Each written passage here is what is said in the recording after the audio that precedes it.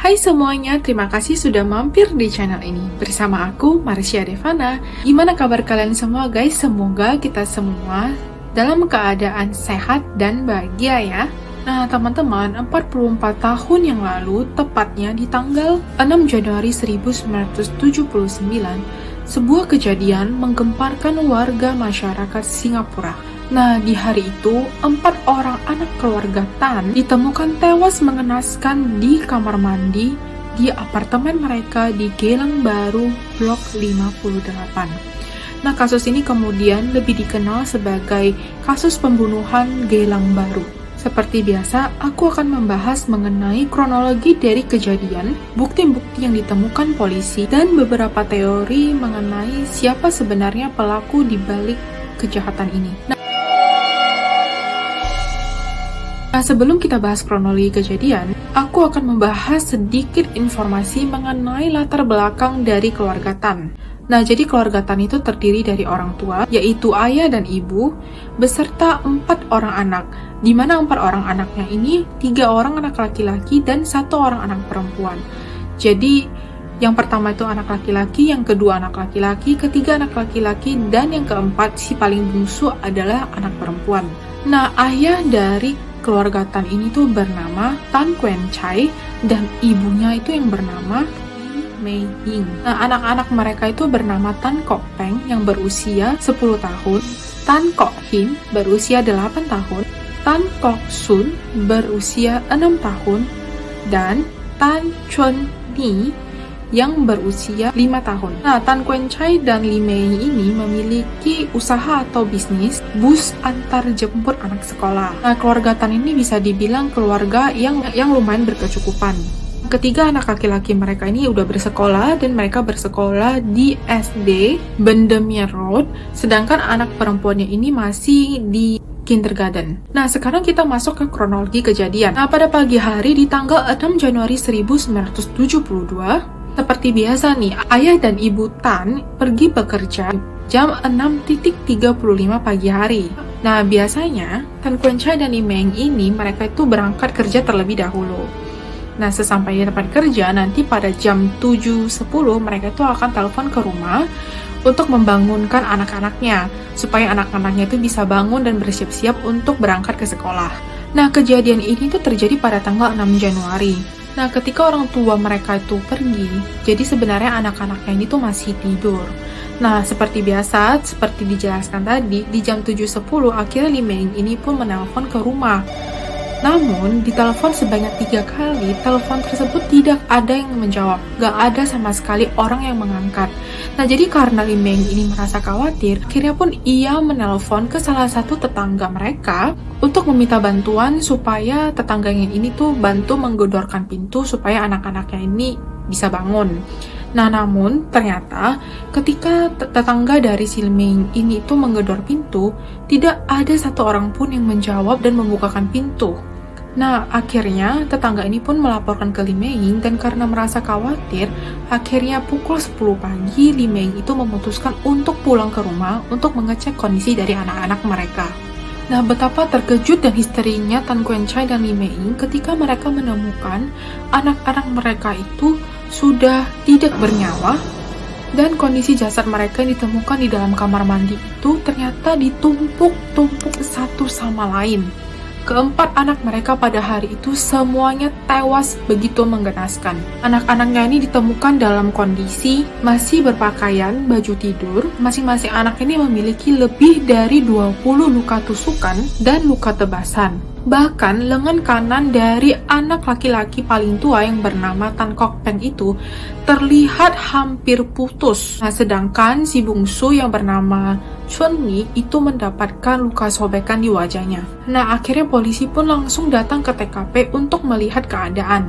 Nah, pada saat itu investigasi dari kasus ini tuh dipimpin oleh Criminal Investigation Department Special Investigation Section.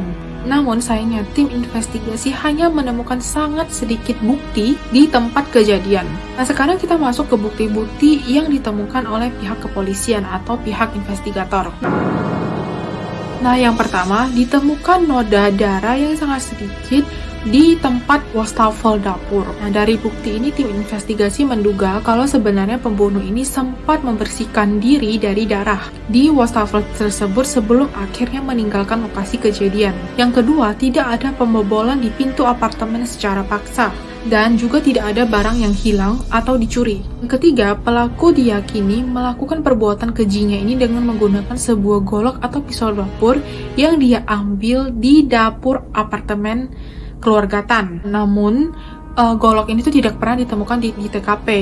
Dan dicurigai kalau sebenarnya senjata yang dipakai sama pembunuh ini sebenarnya dibawa pergi juga sama si pembunuh. Nah, yang keempat, ada dugaan kalau pada saat kejadian, Tan Kok Peng ini tuh sempat melakukan perlawanan terhadap si pembunuh. Jadi sebenarnya di genggaman tangan Tan Kok Peng itu ditemukan beberapa helai rambut yang awalnya diduga adalah rambut dari si pembunuh.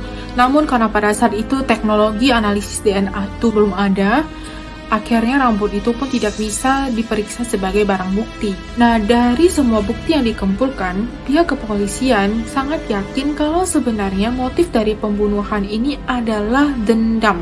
Dan pembunuhan ini sebenarnya sudah direncanakan dengan sangat hati-hati dan dilakukan oleh orang yang sangat tahu betul mengenai kebiasaan dari keluarga Tan.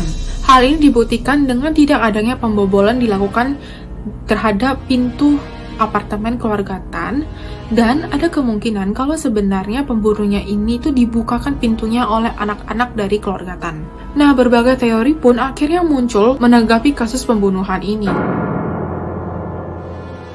Kita langsung masuk ke teori yang pertama. Nah, pada perayaan Imlek, tepatnya 2 minggu setelah tanggal kejadian, Tan Kuan Chai dan Li Meng ini menerima sepucuk surat dalam bahasa Mandarin yang berkata, "Sekarang Anda tidak dapat memiliki keturunan lagi. Hahaha." Dan kartu tersebut ditandatanganin sebagai pembunuh. Di surat tersebut, sang pembunuh itu menyapa Tan dan Li sebagai Ah Chai dan Ah Eng. Nah, jadi Ah Chai dan Ah Eng ini adalah sapaan akrab untuk Tan Kuan Chai dan Li Meng. Selain itu, memang sebenarnya Li Meng ini tuh udah mensterilkan dirinya. Jadi dia dan suaminya itu mutusin kalau mereka itu nggak kepengen punya anak lagi.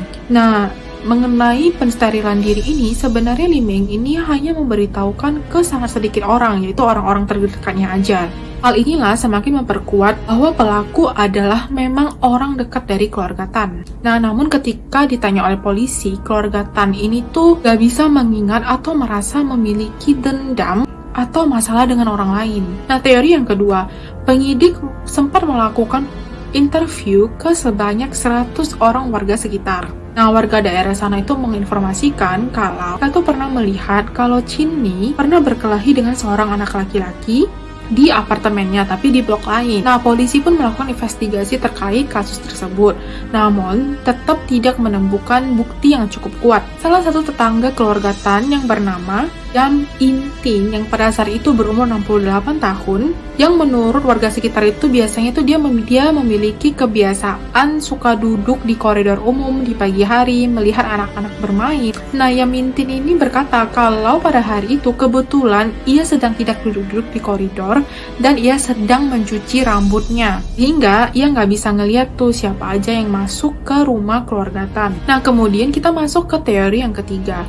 Jadi teori yang ketiga ini, menurut beberapa saksi mata, mereka melihat ada pasangan yang keluar dari apartemen blok 58 dengan berlumuran darah di hari pembunuhan. Namun ternyata setelah diselidiki lebih lanjut, ternyata keterangan saksi tersebut tidak cukup memberikan bukti. Akhirnya teori ini pun diabaikan. Nah, kemudian kita masuk ke teori keempat. Nah, teori ini merupakan teori yang paling banyak dipercayai dan diyakini sama orang-orang. Jadi, menurut kesaksian dari seorang supir taksi, jadi supir taksi ini tuh sempat membawa penumpang pada hari kejadian di pagi hari pada pukul 8 pagi. Nah, jadi penumpang yang dia angkut itu sekitar umur 20-an, dan pemuda ini tuh diangkut dari blok 96 Gelang Baru. Nah, jadi blok ini tuh dekat dengan lokasi kejadian. Nah, jadi menurut supir taksi ini, si pemuda ini jalan dengan sedikit terpatah-patah.